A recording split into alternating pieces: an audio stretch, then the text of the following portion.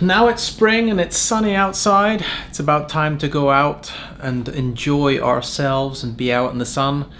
Maybe you're actually thinking about it's time to work on Beachbody 2021. But perhaps you're looking at the mirror now and you're thinking, oh my God, I had such a good winter and I've eaten a lot of food. I got some rolls of fat that I want to get rid of. So what's the solution for that? Hit the gym 3 or 4 times a week? Nah, not really if you're wanting to hit that goal of getting rid of that fat and getting a bit more tone on your body. What you really want to do is have a bit more control over your food intake. So you want to understand what calories you need to consume for your daily activity to survive, but also what calories you need to have for doing your fitness and your training. If you eat too much, then basically you won't see any gains, you won't see any weight loss. So you can go to the gym 3 or 4 times a week and it won't actually make any difference and you'll lose motivation. Similarly, if you're wanting to put on some muscle, if you're not eating enough, then nothing will really happen. You'll just stay the same size as you are. So you really need to fuel your body for the activity that you're doing and for the goal that you actually want. So when I have a new client, I actually recommend that first of all we work on the foundation of getting your eating right and making sure that you're fueling your body correctly. So if we have a lifestyle that's not very active, where we're sitting at our desk, me for example, sit at my desk, online meetings, working with PowerPoint, Excel, not very active, then I don't actually need that much calories on days where I'm just doing that. But if I was perhaps a landscape gardener or a builder or somebody who's doing a lot of physical work, then obviously I need to fuel my body correctly to be able to do that. What I recommend for my clients is to actually download MyFitnessPal from App Store or Google Play. And that way it gives us the ability to calculate based on our age, our weight, what kind of activity level we have in our lifestyle, and what goal that we want, if we want to lose weight or if we want to gain weight and pack on muscle. By putting in those, it actually calculates the amount of calories that we actually need on a daily basis. It'll also help you to log the food and the calories that you're actually putting into your body during the day, and also help you to log your exercise, so what calories you need over and above what you use on a daily basis. And it'll help you to keep track of, have I eaten enough, have I eaten too much, and tomorrow I should eat a little bit less, and so on. It'll really give you an insight into actually how much calories you need to have and actually how much calories you're consuming. So let's hop over onto my iPhone now and see what we need to download. So I'm going to go on to App Store because I'm on my iPhone, and I'm going to type in MyFitnessPal. You can see it here at the top. And this is the one that you want to have at the top of the screen. I've obviously downloaded it before, so I'm just going to open it, but just download it if you need to. And when you come in the first time, you'll have to set up some profile information. I've obviously done that. But I'll go into my profile and I'll show you some of the settings that I have. We'll need to set up things like username, your height, that's important to put in to calculate your calorie consumption, your date of birth as well, as your metabolism slows down the older you get, so that's important to put in. Another important thing as well is the goals. So I'll go into the goals section here. And one important thing is the current weight. You'll need to put that in as well, because that has an influence on the amount of calories you will need to consume or not consume, as the case may be. The next thing is the weekly goal. That's important to put in.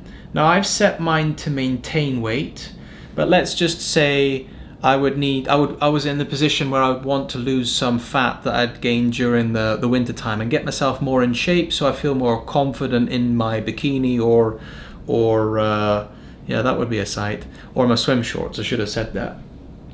And then you would probably choose like half a kilo. I would recommend that you would set it to be half a kilo, because I don't really like these crash diets. I think you should try to be consistent and lose weight on a progressive pace, and not just go into crash diets and just like hit the wall. And yeah, it's not good. I would suggest to lose half a kilo a week. I'll set it to maintain weight at the moment because I want to show you something else later on. Then the last thing that's quite important is then your activity level. Now, if I'm a postman, I'm a delivery guy, I'm in and out of my van, running up down driveways, up and down stairs in apartment buildings, then obviously I'm very active, right? But if I'm sitting at my desk, online meetings, PowerPoint presentations, etc., I'm not very active. Although I've set myself to be active because every other week I got 6 children. I'm out playing football, going to karate, going cycling with them, playing out in the garden, fixing lots of stuff. So I am quite active.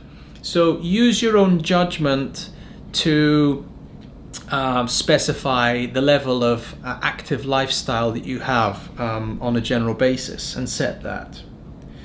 So now that I've set that profile information, I'll go back to the main screen, and now MyFitnessPal will then calculate based on my age, my weight, my height, my level of activity, and what my weekly goal is. If it's to maintain or lose weight or whatever, it'll actually calculate the amount of calories that I need to consume. So if I look at the diary tab here, up the top section here, it says calories 2,610. That's my goal. So that's actually, if I don't do any exercise, if I don't go to the gym, if I don't go cycling, walking, or anything like that, that's actually how much energy, how much calories I need to have on a daily basis to, in this case, maintain my weight. Let me flick back, just show you something. Flick back to my profile again, go into my goals, and go into the weekly goal, and I'll set it now to be lose half a kilo a week. And then I'll go back to that screen again, go to my diary tab, and now you see it did say 2,610 as my goal. Now it says 2,060. So you can see here that I don't need so much calories. I should actually put myself in a calorie deficit to lose half a kilo a week. Now, half a kilo I think is the limit you should go for. I don't think anything more than that. I don't recommend it.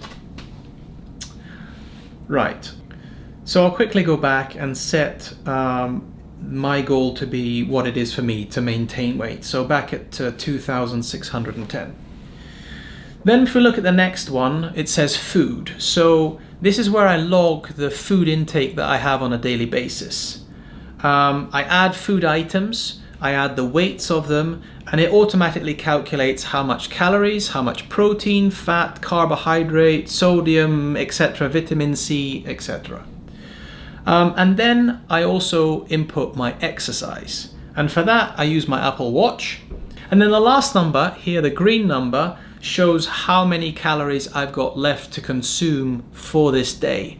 So I don't want that to become a negative red number, because then I've actually eaten far too much. And this is actually what gives us, this is the benefit of this app, is to actually give us the insight into how much calories we actually consume or let's say put into our body per day, and actually how much we need. We don't want that to become a red number, because then we're eating far too much for actually what we're doing, right? Let me now go on to how I add food into MyFitnessPal. So one neat feature that actually happens, and this is when you start to use it a little bit more, is it'll actually say add yesterday's breakfast. So let me show you that feature first before I actually add in food as I would normally do, because it's quite a neat feature and it saves an awful lot of time. So if I hold my finger down and I swipe to the right here, you'll see the ad pops up. So I'll just swipe that all the way over to the right, and it puts in what foods I have. Now, I'm in Sweden, it's Swedish food, so bear with me if you can't read Swedish. Sometimes I can't either. But the top line, just for an idea for you, is semi-skim milk. The second one is muesli.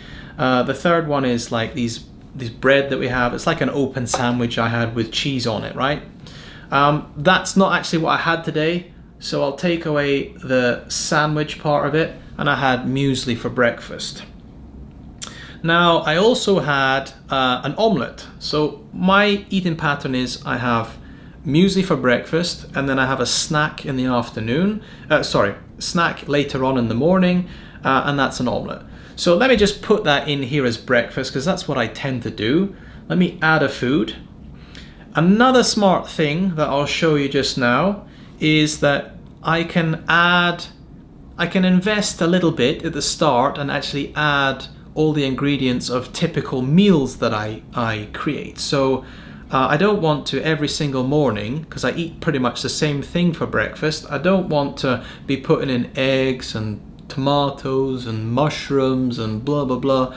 I don't want to do that all the time. So actually here, meals, if I click on meals, then I've got like a selection of common things I have. Obviously I can build it up much more, but I just wanted to show you what you can put in here. So I've loaded some stuff in. And breakfast omelette is what I typically have. So let me click on breakfast omelette. You can see a nice picture there of a nice example I did one day to be able to take a photo. It don't normally look like that. It looks very messy, but still the same. And here you can see the meal items that I have. So 2 medium eggs, because I want to watch my cholesterol. I had a stroke several years ago, and I'm on cholesterol medication, so I got to be careful with that.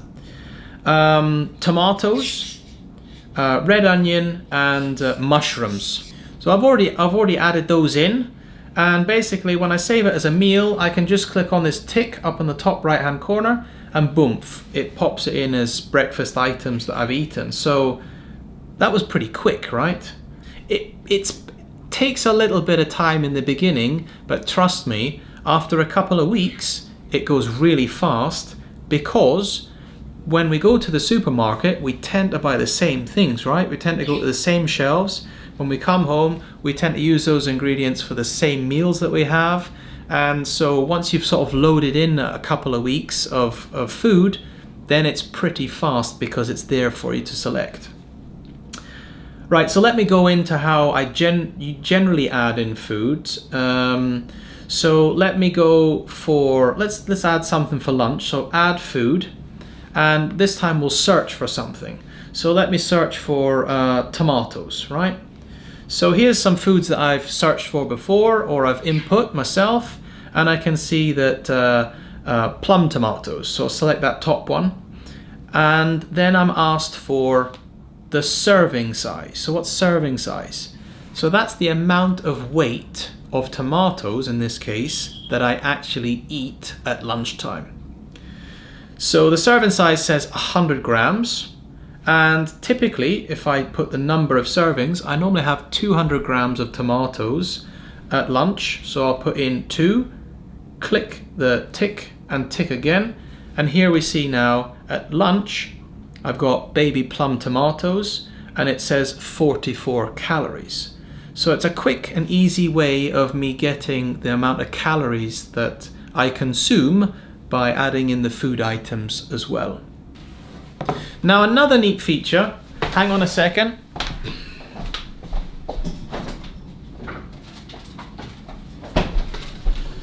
Another neat feature is that MyFitnessPal has a barcode scanner in it. So let's go to add food, and here we'll see in the top right hand side we have scan barcode. And so on every food packaging we have a barcode that we can use to scan in, and the database is quite extensive. I have only found one thing in a year that hasn't been in, so I've had to input it myself. So we got this scan barcode, and if I just hold my phone there and capture the barcode, here we go, we can see these plum tomatoes, where I bought them at ICA, and the serving size of 100 grams is already filled in, and I basically just put 200 grams and click the tick and tick again, and you can see that it drops in there as well, right? If I want to remove something, just hold my finger here, drag to the right, and it disappears, right? So that's a really neat feature, and that's something that I used in the beginning, in the first couple of weeks when I was setting everything up. I was using that quite a lot, and any foods that I buy that are out of the normal, like maybe barbells comes out with a new flavor or something, I'll just scan the barcode, hold it there, and it comes in automatically. And typically it has everything pre-filled out, and I can just click on the tick and it jumps in. So it's actually not that much work, even though it seems a lot of work. So the hassle that you can have, let me just grab my scales. As you can see, they're out here all the time. Otherwise, if they're in a cupboard somewhere, I'm not really going to go and get them. I'm not going to have the hassle of doing that. But they're out on the bench. And when I make my breakfast, all I just do is just put my bowl down on the scales, grab my muesli, and just pour it in until I get to the weight that I actually want. So typically 80 grams, right? That was quite simple. Then pour in the milk. That's it. That's how much I need to consume. And you know, again, I can just quickly go in there and just add it from previous days. And that allows me to make sure that I'm staying in control of my food intake when I'm having my breakfast. So that is a bit of a hassle, especially when somebody cooks for you, which Diana tends to, because she loves to cook and she's an amazing cook. So I don't really want to cook because I can't cook as good as her. So when she cooks for me, it's like, okay, how much of that is in this and so on? Oh, that can be quite difficult. Well, basically what I do is I just get my plate, put it on here, zero it out, and then I serve myself. So if it's rice, I serve myself 100 or 150 grams of rice. And then if it's chicken or whatever it is else, I serve myself that, and then I can sort of see how much I'm taking. So I talked about investing in, time into the app. And one thing that's really good, I showed you it before, it's about creating meals. So let me go in and look about how to create meals. So if I go into the meals section here, I can click on the plus button at the top here.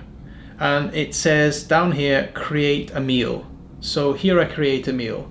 And I can take a photograph. So let's take my muesli here. I can add a photograph. And there, take a nice photo. Click and confirm that. Save that in there so I can see at a glance what that meal actually is. And I can add those food items in. So here's the muesli that I add, and also here's the milk as well. So typically what I have is 80 grams of muesli, 200 grams of milk, and that's there as a food item. And then what I can do is, if it's a more complex thing, let's say making tacos, then I can also add in directions of what that is, or maybe making a protein shake, for example, and I can actually input how I actually did it, and it gives you some suggestions here as well. So once I've done that, I need to give my meal a name. Let's say my breakfast, and then I can click save in the top right hand side. And there is my breakfast, and it's 386 calories. So when I go to put in breakfast the next day, and I typically do that, I can just put it in as a meal, my breakfast. One thing also as well as a tip is that we do big cooks at the weekend, and we make food boxes for lunch. We tend to be quite busy around about lunch. Maybe it's a nice day and we want to go out for a walk, so we don't want to spend too much time actually making lunch. So we'll make some food boxes as well and put them into the fridge or into the freezer. And a tip that I do for that is that, I'll put a food box onto the scale, and I'll put the rice or the chicken or whatever it is that I'm doing, and I'll take a note of those weights. And I'll get a piece of masking tape and use it as a label, stick it on, and just write on that label actually what food item and how much weight it is. What you can do is you can actually create a meal in MyFitnessPal and say that's lunchbox 1 or whatever you want to do as well. Now let's go on and talk about exercise. So if I scroll a little bit further down in this, we come down to exercise. So here I can add exercise. Now the thing that is really, really simple to do is to buy yourself a fitness tracker. I have an Apple Watch, It works perfectly in the fact that I can specify doing a training session, like going for a walk, bike run, working out in the gym. Start it when I'm doing my activity, stop it once I'm finished, and the amount of calories that I actually consume, they're recorded by the fitness tracker, by my watch, and they automatically go into MyFitnessPal and show up under the exercise part here. So let me go to yesterday and go down to the exercise part, and you'll see here Apple Health Workout 328 calories. So that was a leg session that I did yesterday.